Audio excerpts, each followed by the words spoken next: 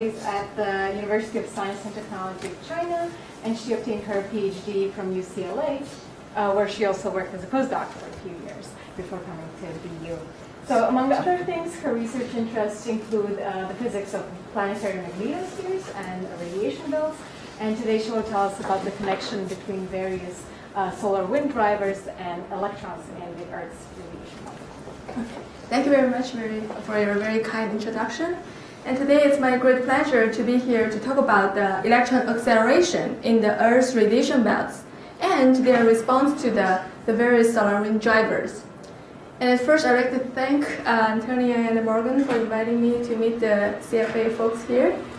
And I also would like to acknowledge my collaborators involved in this study, including my colleagues at UCLA and at Boston University.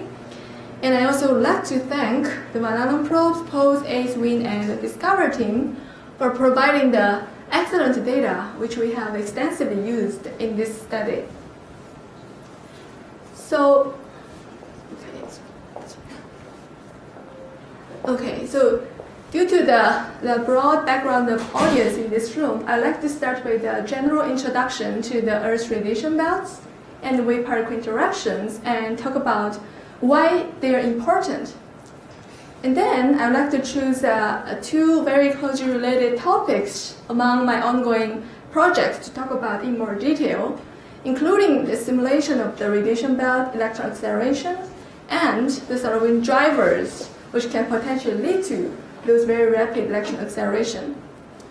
And at last, I'd like to summarize our principal findings and discuss a little bit about our exciting future work.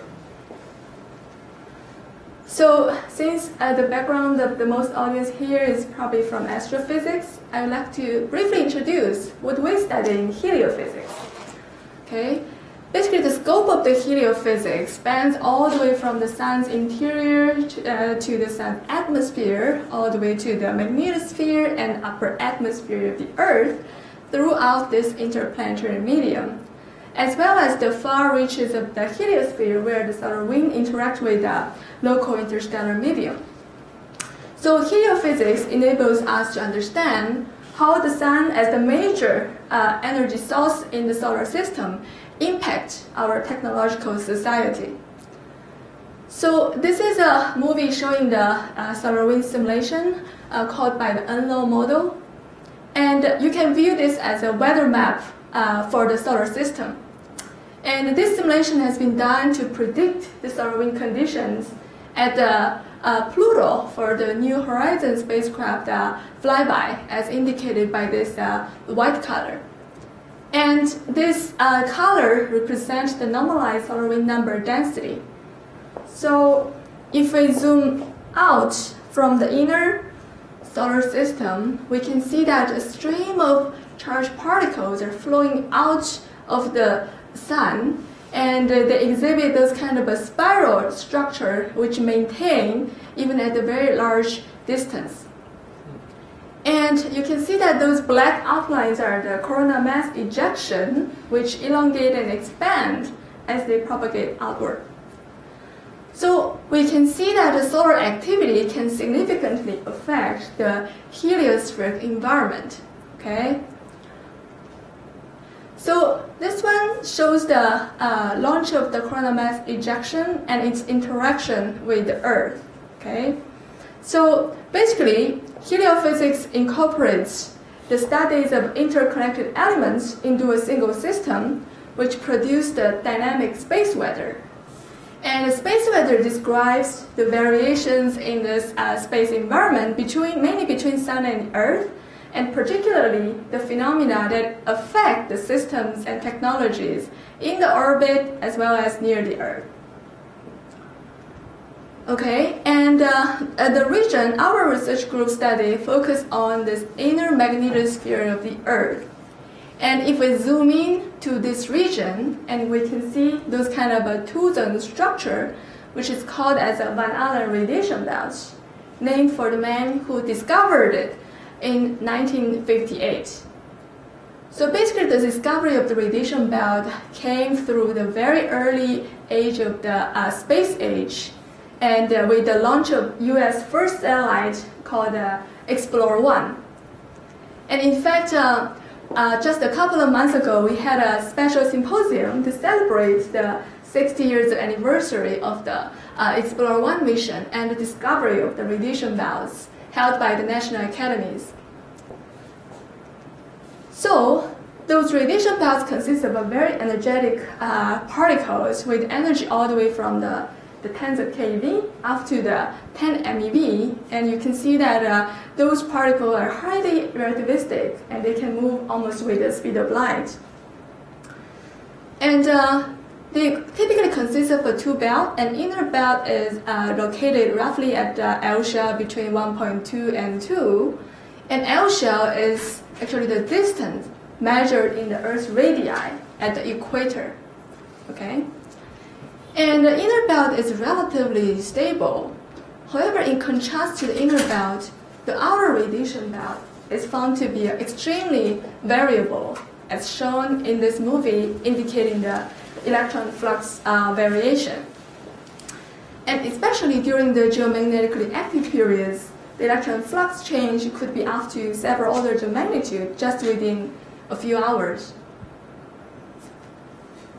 So why is radiation belt important?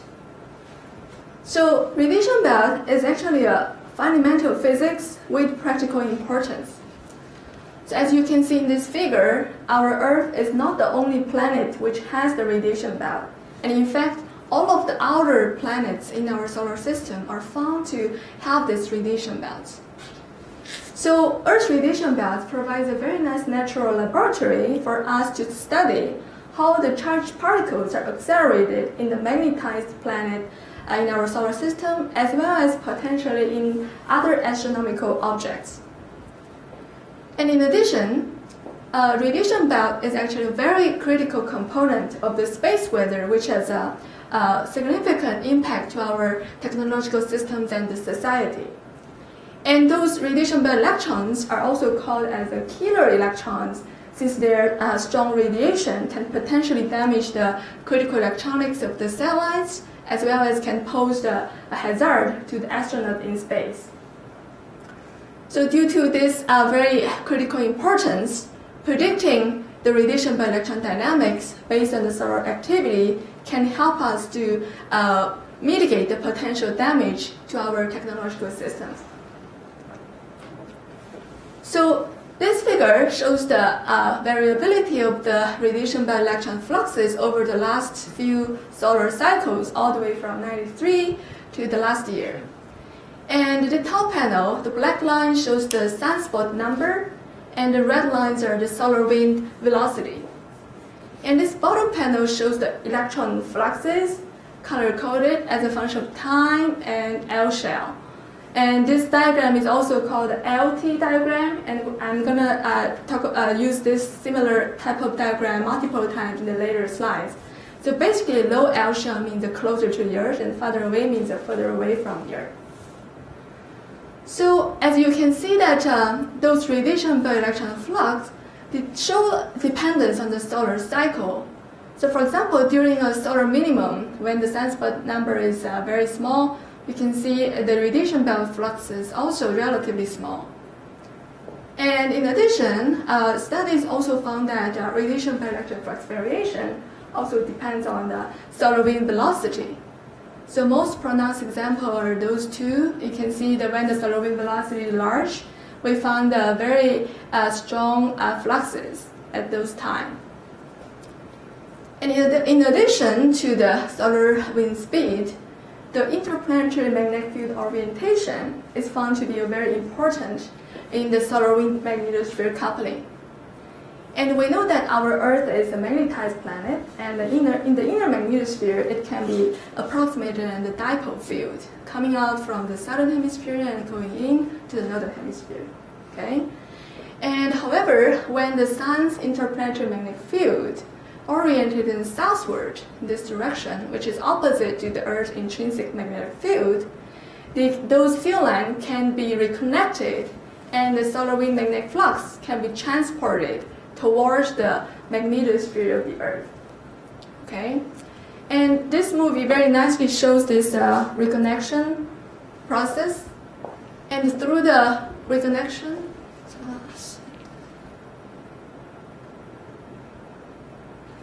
you can see that through the reconnection near the day-side magnetopoles, the magnetic flux from solar wind can be transported into the Earth magnetosphere, and then those magnetic flux can be piled up in the magnetotail region and restore the energy. Okay, and then there's another reconnection which input the energy all the way closer to the inner magnetosphere, and some of them can be transported all the way to the polar region and produces the spectacular aurora, which we can often see in the northern and southern hemisphere in the higher latitude. Okay, so during the process of injection from this tail to the inner magnetosphere, radiation dielectron fluxes are also enhanced. Okay, so southward oriented interplanetary magnetic field BZ is important for transferring the solar wind energy towards the magnetosphere. Yes. Yeah, I'm sorry to interrupt. So the problem. chance for a reconnection event has less to do with the strength of the solar wind and more to do with the orientation of the interplanetary magnetic field. Is that right?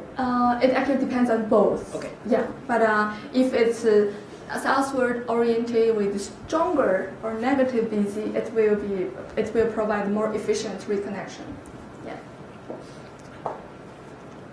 So due to the critical importance of the radiation belt science, the NASA launched the twin Van Allen probes in 2012 to further understand the sun's influence to the radiation belts. Okay, and those Van Allen probes has a perigee at around 600 kilometer and apogee at around 6 Earth radii, and it took around 9 hours to go around the Earth once.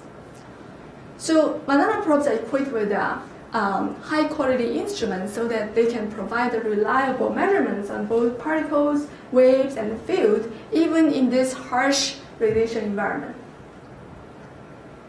Okay, so before going to show our results, I'd like to briefly introduce the basic particle dynamics in the Earth's radiation belts. Okay, so in the inner magnetosphere, as I mentioned before, the magnetic field line can be approximated as a dipole. Okay, and in this closed magnetic field line, the particles can experience a 3 periodic motion. Okay, and the first one is gyrate around the magnetic field. Okay, and secondly, when those gyrating particles they travel closer to the polar region, the converging magnetic field can actually provide a stronger mirror force so that those particles can bounce back and forth between two hemispheres.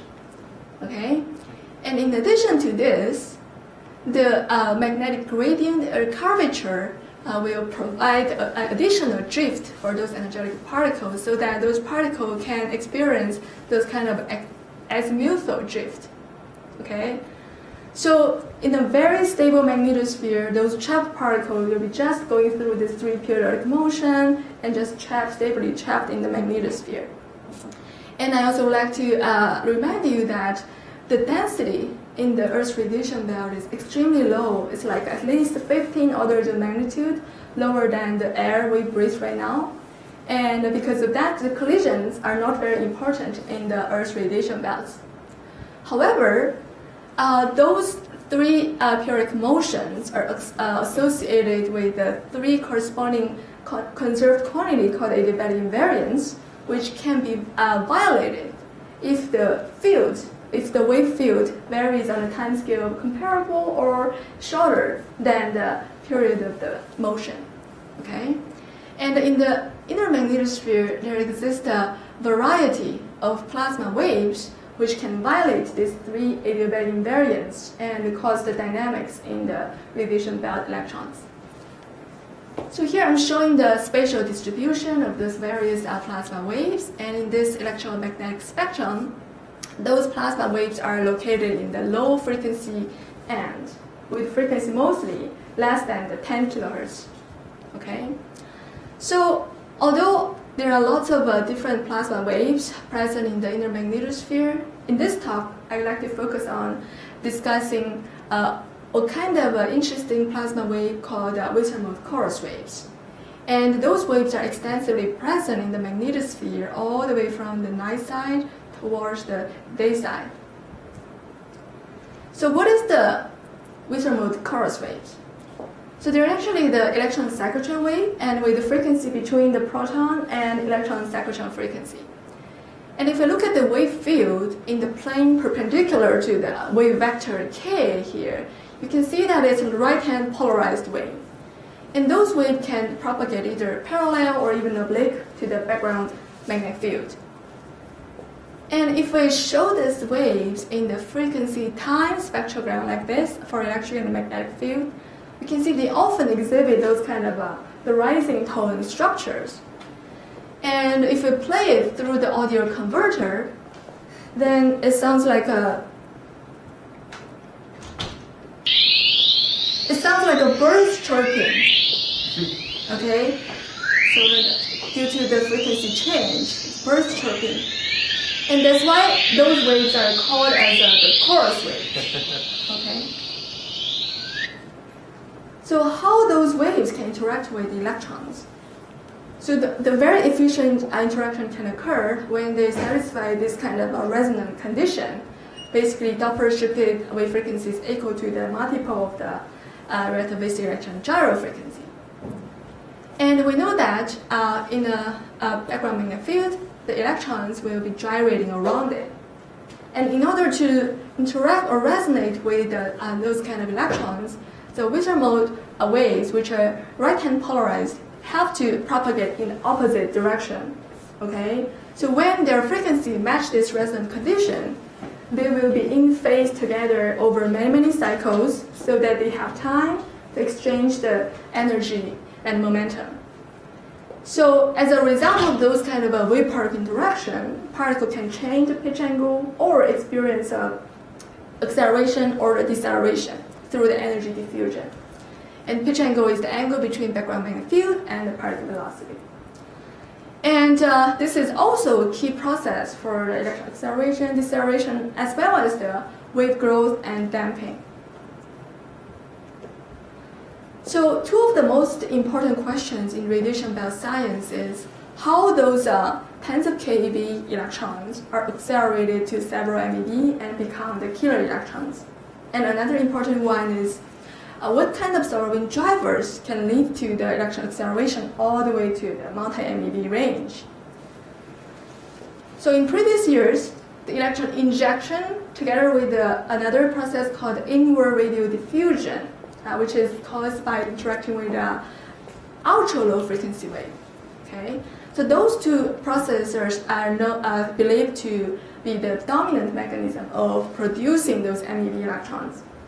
And those processes will typically account for those kind of a positive radial gradient in phase space density. And however, in recent numerous satellite observation clearly shows that there exists those kind of a growing radial peaks in phase space density, and suggesting that in addition to this radial diffusion, there must be some kind of a local acceleration going on in the heart of the radiation belt. And the local acceleration, especially caused by the chorus waves, has been believed to be very efficient to produce those kind of acceleration. So those two different ideas has been under active research over the past decade. And today I would like to show which mechanism is dominant in different regions by comparing to the banana probe's observation. So those two questions are the ones I would like to address. So what does drive the dominant radiation dielectric acceleration, and which surrounding drivers do lead to the radiation dielectric acceleration? Okay, and then with this substantial introduction, let's move on to the first part of the results section to talk about simulation of the radiation dielectric acceleration. Okay, so this figure shows the evolution of the electron fluxes in the LT diagram, but shown it for different energies. Okay, and so you can see the top panel shows the image index, which indicates the strength of the geomagnetic storm. So the more negative images, the stronger the geomagnetic storm is. Okay, and we can see that following the main phase, the electron experience a very rapid acceleration all the way from this hundreds of keV down to the multiple MeV. Okay, but it has a time delay around a couple of days to accelerate all the way to the multiple MeV. And those hundreds of keV electrons are also called as the seed electrons. since they can be potentially accelerated to the even higher energy, all the way to the multiple MeV. And this storm is in fact the largest geomagnetic storm over the past decade. So that's also another reason why I would like to pick this event and share with you today. Are these tracks the orbit of the... Yes, Okay, exactly. okay. So those are exactly the satellite orbit, and we have twin satellites. So that's Uh-huh. why we have those kind of a cross. Oh, okay. Yes. Yes. Okay. Yeah. And so I can kind of imagine that if we were Yes. able to like sample everywhere, Yes. you'd like fill in the gaps. Yes. Okay. Exactly. Yeah. Does this plot remove the transit time for the wind from the sun to the earth, or because it looks like the response is immediate? Transit time from sun to the The earth. time it takes for the wind to get from the sun to the magnetosphere. So this one is actually actual UT time, and this geomagnetic index is also for the actual UT time. So I see, okay. yeah, here I haven't shown the surrounding condition, but I'd like to show it in the second part. Yeah. Okay. So in order to evaluate the non-adiabatic electron dynamics, here I also plotted the evolution of the electron phase space density as a function of a parameter which is similar to the radial distance, okay, for the fixed first and second adiabatic invariant. So basically those three parameters are relevant to the three adiabatic invariants I talked about before. And from this plot we can see if there is a net acceleration or deceleration going on for those electrons. So this movie will show you the time evolution, and we can see at first electron phase space density decreased, and later on they increase very rapidly and forming those kind of developing peaks in the heart of the radiation belts. Okay, and this is a strong indication that there must be a kind of a local acceleration processes going on to create those kind of growing peaks, in addition to the previously known radial diffusion process. Okay, and then I would like to mention how we actually perform our simulation. So one of the common methods to simulate the radiation belts on a global scale is using the diffusion simulation based on the quasi-linear theory. Okay, and in this theory, the effect of the waves to the particles are treated as a diffusion problem. Okay, and this Fokker-Planck equation has a different diffusion coefficient, including in pitch angle, energy, as well as their mixed term and the radial diffusion. Okay, and those pitch angle, energy, and this L shell is closely relevant to the three adiabatic invariants I talked before. So this equation looks a little bit complicated, but it's actually essentially the same as the simple diffusion equation, which we're very familiar with.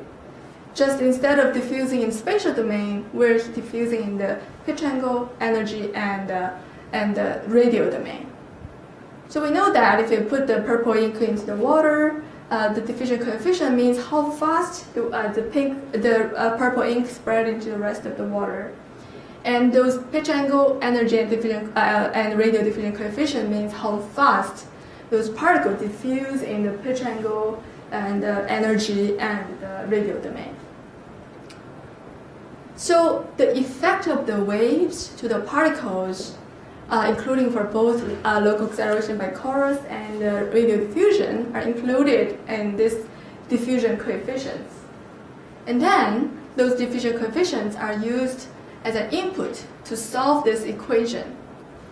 And then the output is the electron phase space density as a function of time, pitch angle, energy, and the L shell.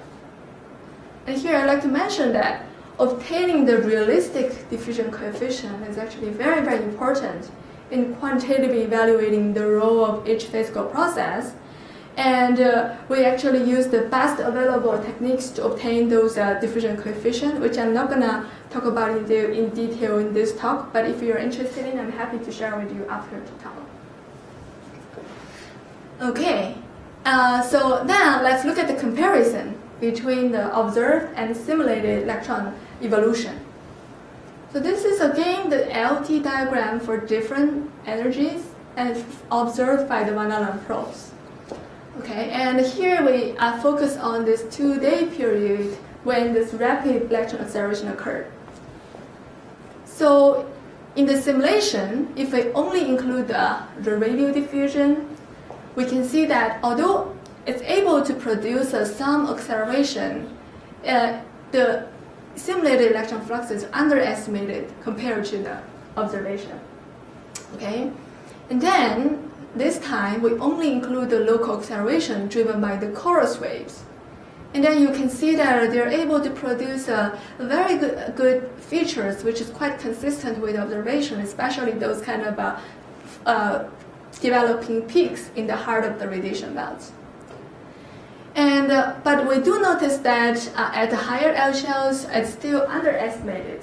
Okay, and then we included the radial diffusion on top of the chorus-driven local acceleration, and then we found that the radial diffusion play a role in redistributing the electrons from the developing peaks to other locations, and finally produce the simulation results which are most consistent with observation. So from this quantitative data model comparison, and we found that chorus waves provide a dominant mechanism in accelerating the electrons, especially in the heart of the radiation belts. But the radial diffusion also play a role in redistributing those electrons from those peaks to other locations. So this is just one event I'd like to share with you today, but in fact we have performed multiple quantitative simulation for the several different events, but we found a consistent feature, although the details are sometimes different depending on the different geomagnetic activity and spatial location, but overall, those overall picture is consistent. So which probably indicates that local acceleration driven by chorus waves is probably a robust and ubiquitous process. And I'd like to use this cartoon to summarize what's going on in electron acceleration in the radiation belt. So radial diffusion play a role in bringing those seed electrons from the higher L shell to the closer to the Earth. And then the local acceleration play a dominant role in providing those kind of developing peaks in the electron acceleration.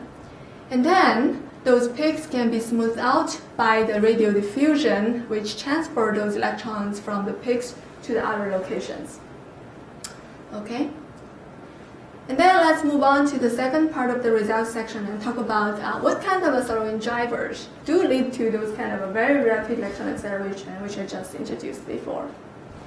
And fortunately, we have a few different satellites, which is located near Sun Earth line but closer to the Earth, so that they can provide a very nice information on the solar wind conditions, okay, including the wind ACE and the recent NOAA's discovered satellite. And the SOHO satellite actually detected, this is the solar wind conditions for the same storm I have just introduced before, including the solar wind velocity in the Sun-Earth line, and the interplanetary magnetic field in the north-south direction, BZ, and the solar wind dynamic pressure, which is near the bow shock region. So those three solar wind parameters are propagated, observed, detected by those satellites first, and then the Omni team actually process data to get a solar wind conditions very close to the Earth. So those are already propagated to the bow shock region. Okay. And this parameter is called magnetopause location, which is actually the distance of the magnetopause in the Sun-Earth line. Okay, and we can see that the SOHO satellite detected the coronal mass ejection a couple of days earlier, and then this CME-driven shock arrived at the Earth around 2 days later, as indicated by the sudden jump in the solar wind velocity and this dynamic pressure. And you can see in association with this increased dynamic pressure, electron flux actually decreased. Okay, and this is probably due to the fact that the strong solar wind dynamic pressure, which can push the magnetopause closer to the Earth. Okay, so that the electrons, which are originally stably trapped in the radiation belts, they can hit the magnetopause and get lost. Okay, and that's probably why we saw the dropout during this main phase of the storm. However, later on we found that the dynamic pressure becomes relatively low, and these magnetopods moved out further away, almost to the 10 Earth radii. And during this interval, we found a very rapid electron acceleration. Okay? And if we look at the solar wind conditions during this interval, the solar wind velocity remained elevated. And if you look at MFBZ, they're strongly fluctuating, but still the average value, if we calculate it, is still in the southward direction. And as I introduced before, southward BZ means a more efficient energy transfer from the solar wind to the magnetosphere. Okay? So just from this event, we found that the favorable solar wind condition include this high velocity and fluctuating BZ, but with the average BZ still in the southward direction, and the relatively low dynamic pressure, which can put the magnetopods further away to minimize the loss. But this is just one event, and you might wonder, what about the solar wind conditions in other acceleration events? So what we have done is we choose a number of efficient acceleration events from the Van Allen probes data, and then perform the superposed epoch analysis. Okay, and here I'm showing the superposed epoch analysis result for the solar wind, and this is the peak phase-space density values for the multi-energy electrons over the heart of the radiation belt. And the last panel is the chorus wave intensity, again the LT diagram. Okay, so we can see that during this acceleration interval, the chorus waves remain relatively strong, and when it's become weaker, the acceleration is also relatively weaker.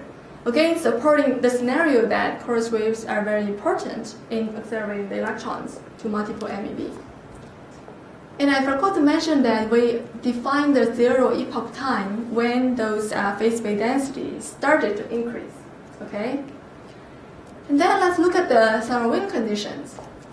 So during this acceleration interval, the most striking feature is that the prolonged southward BZ going on for over 16 hours. Okay, and if we look at the solar wind velocity, it also elevated compared to the pre-acceleration event. And then if you look at dynamic pressure, it kept relatively low. It's only about like a couple of nanopascal. So we found that the prolonged southward BZ and the relatively low dynamic pressure, as well as the relatively high solar wind speed, is important to lead to the efficient electron acceleration. And then some of you may wonder, then what is the solar wind conditions during the inefficient acceleration event?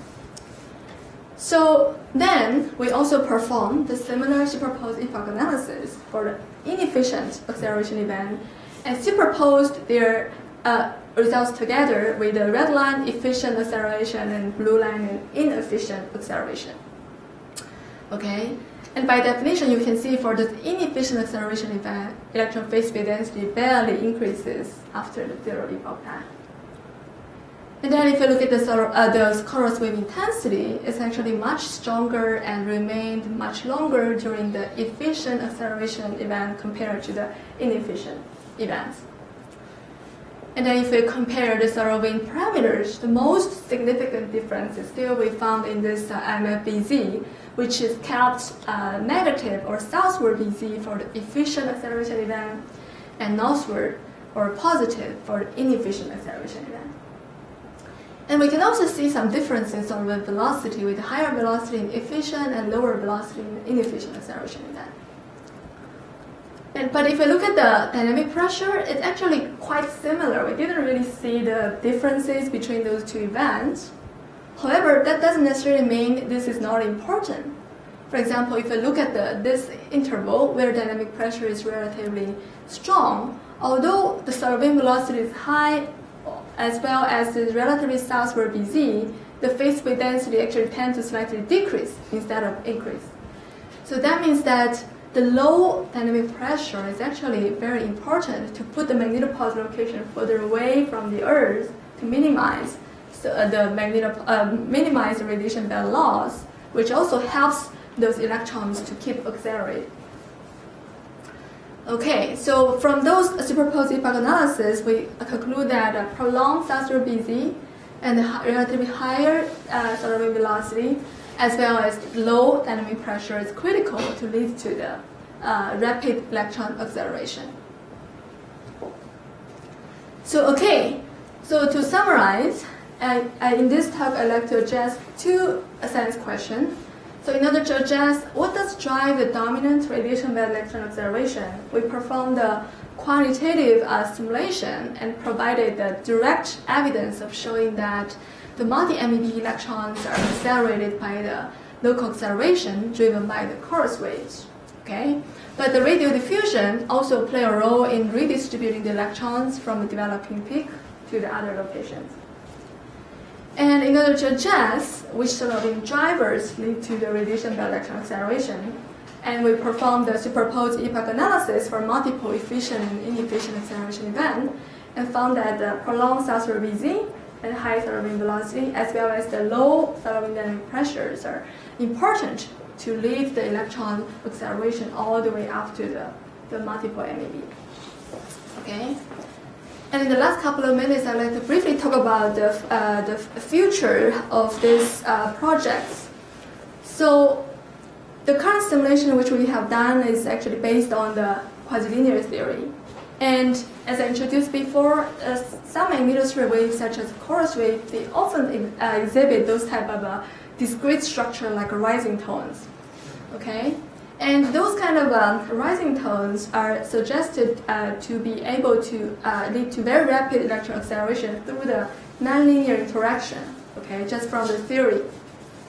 So in the future, we also would like to, actually it's already currently going on, and we'd like to adjust the quantitative role of this quasi-linear and nonlinear interaction between the various magnetosphere waves and the electrons.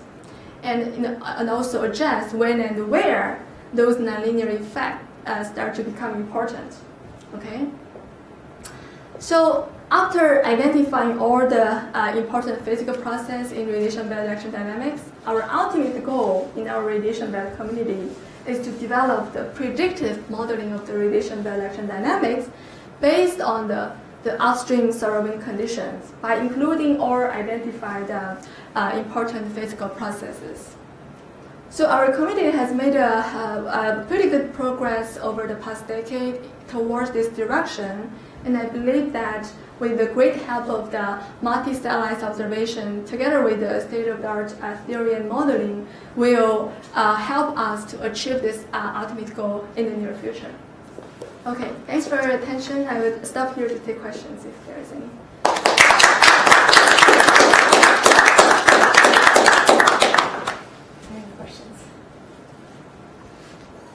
Well, I'm interested in the code that you're using because I'm actually working on the exact same thing. Oh, okay. Do you use one of these split grid techniques to do the radial diffusion and the pitch angle energy diffusion separately?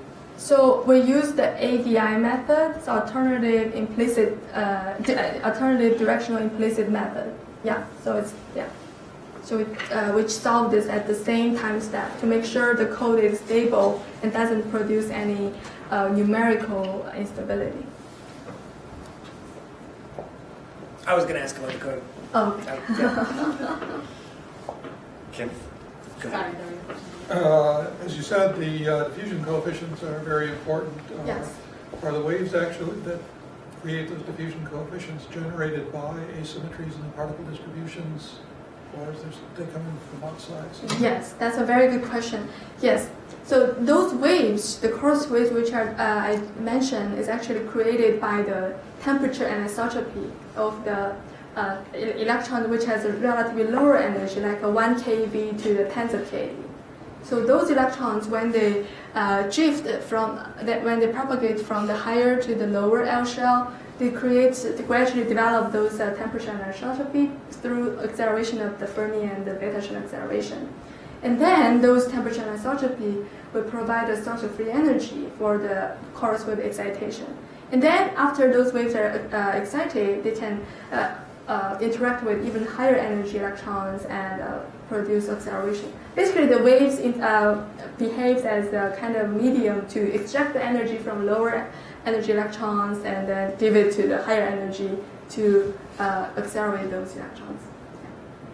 And when you derive the diffusion coefficients, Are you measuring the waves directly, or are you measuring those low energy electrons and calculating what the waves would be? Yes, that's a very good question.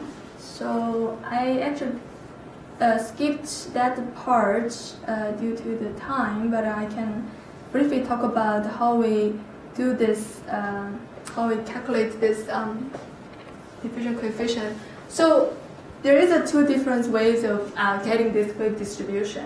And one typical way is to use the statistical results, which is accumulated from multiple satellite observations, such as this. Okay, and although the statistical results provide the overall trend in the wave evolution, they don't necessarily tell us the actual wave evolution in individual events. So the new technique I have developed is to try to get this kind of event-specific coarse wave distribution using one kind of a remote sensing technique. Okay, so in this technique, we basically measure the precipitating electrons measured by the low Earth orbiting satellites. Okay, because we know that those waves, after they're generated, they also provide a pitch angle scattering of relatively lower energy electrons, so that those electrons can be precipitated into the low altitude and measured by the host satellite. And we have multiple post satellites. We have multiple post satellites spread over the different magnetic local time. Okay, so using this technique, we can get a real-time global distribution of the coarse waves, and that's the distribution which we used to calculate the diffusion coefficient in our simulation. I have a super naive tangent question a little bit, but so for example, I know the Jovian magnetosphere is polluted by volcanic ejecta from Yes. Io, right? Yes. One, do we know much about the structure of Jupiter's belt? Does it have a stable inner belt and an unstable outer belt like Earth? And two, is this work, for example, transferable to the Saturn's magnetosphere? Mm-hmm. Like, how much does this scale, right? That's the excellent question. Yeah. So in fact, I'm also involved in the Juno mission, and one of the important goals is to try to understand the energetic particle dynamics in Jovian magnetosphere. And as far as I know, Jupiter has also have those kind of a very strong radiation band, which is much stronger than the Earth, and it can even produce the synchrotron radiation. So actually, the Jupiter's radiation belts are first recognized by the synchrotron radiation. And some studies have also suggested that the westernmost coarse waves, which are also observed by Galileo satellite at Jupiter's magnetosphere, they can potentially provide those kind of rapid acceleration. But currently, we do not have enough data to test our scenario. But if we use some of the typical values of the westernmost waves observed by the Galileo and perform the similar type of simulation, and some studies suggest that they could provide a rapid acceleration over the time scale of days. Yeah, so I'm also very interested in learning about the new dynamics of the radiation belts in the Jovian magnetosphere, and the Juno does carry the particle detectors, which can detect the distributions up to the MeV. But from their aurora measurements, because you know those high energy particles, they can contaminate aurora image. So by counting those contaminated images, we can infer what is the radiation belt electron flux at Jupiter. So we're currently working on it to try to understand the Jovian radiation belt dynamics better. Yeah, I hope I can have a clear answer for you in a few years. I don't think Jupiter has a slot region, but you do see stuff like the belts have kind of a two structure because the radiation belts, as the electrons, as they diffuse inwards, they start interacting with the moons and they get scattered in pitch angle space and things. Mm-hmm. I'll be talking about this tomorrow at theory lunch. Oh, cool! So you are studying the Jupiter's.